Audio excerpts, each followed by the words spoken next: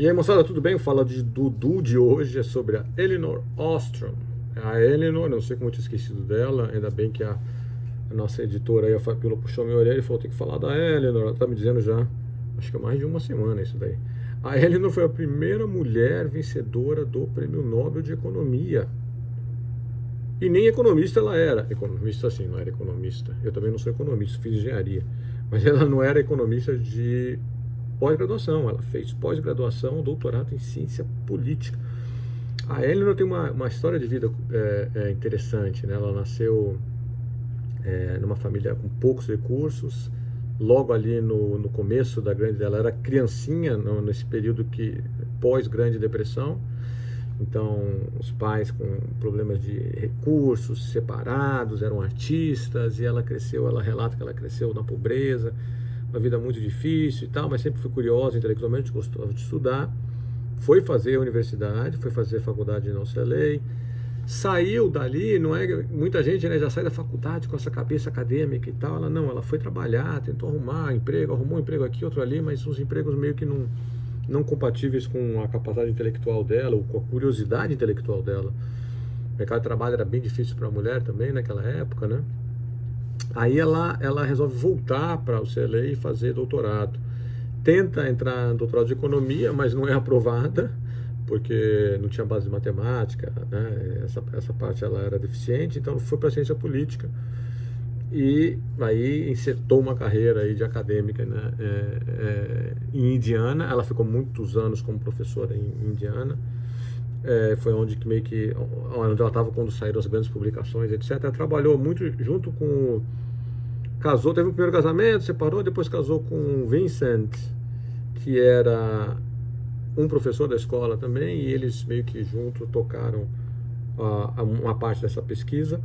E a pesquisa dela, essencialmente, era sobre o que a gente chama em economia de common pool, de como gerir recursos, né, de uma maneira minimamente eficiente, recursos que são comuns a muitas pessoas, ou seja, recursos para os quais o direito de propriedade não está muito bem definido.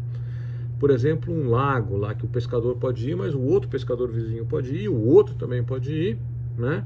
E como é que a gente faz nesse tipo de situação para impedir que o lago seja rapidamente esgotado de peixes, certo? Porque é um resultado meio que conhecido em teoria dos jogos, de que se você não tem direito de propriedade bem definido e tem muita gente podendo acessar aquele recurso, o incentivo é para ir lá extrair o máximo possível no curto prazo, né? A mesma coisa quando você tem uma área de pastagem, e aí os vários pecuaristas da região vão levar as suas vacas para pastar lá, só que aí vai destruir, né, a pastagem em um período curto de tempo, e amanhã não tem mais para ninguém. Então, como que a gente impede isso daí? Essa predagem, né, sobre o recurso que é comum. Aí a resposta típica, clássica dos economistas sempre foi: não, define o direito de propriedade. Esse cara aqui é o dono dessa parte, esse é o dono dessa. E aí cada um sendo dono de uma parte, ele vai cuidar daquela parte dele de modo a preservá-la para o futuro. Isso vale muito para o debate do meio ambiente também, né? Então aquela floresta ali é desse grupo, então aí o grupo vai cuidar da floresta para ela não ser degradada muito rapidamente. A Elinor, ela veio e falou o seguinte: ela faz pesquisa de campo, é quase uma coisa de sociólogo mesmo. Ela fica indo nos lugares onde tem recurso comum, comunidades pequenas, e tenta entender como muitas comunidades, isso que eu acho que vem como surpresa para nós economistas, conseguem resolver o problema do recurso comum, de preservar um recurso comum para um uso, né, ao longo do tempo, entre gerações, sem que direitos de propriedade individuais sejam bem definidos. E aí toda a pesquisa dela é meio que documentar quais são as condições meio que necessárias para que isso daí ocorra, para que a coletividade consiga evitar, né, a materialização desse problema dinâmico que a gente chama de common pool dinâmico, que é o negócio ser exaurido muito rapidamente porque todo mundo tem acesso. Por que alguns grupos conseguem? São grupos menores, são grupos mais organizados, são grupos mais homogêneos.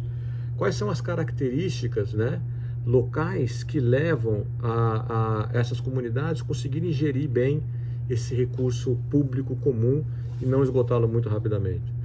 Então é muito legal. O livro dela tem um livro, a Elinor Ostrom, que é onde tem um resumo dessa discussão, tá bom?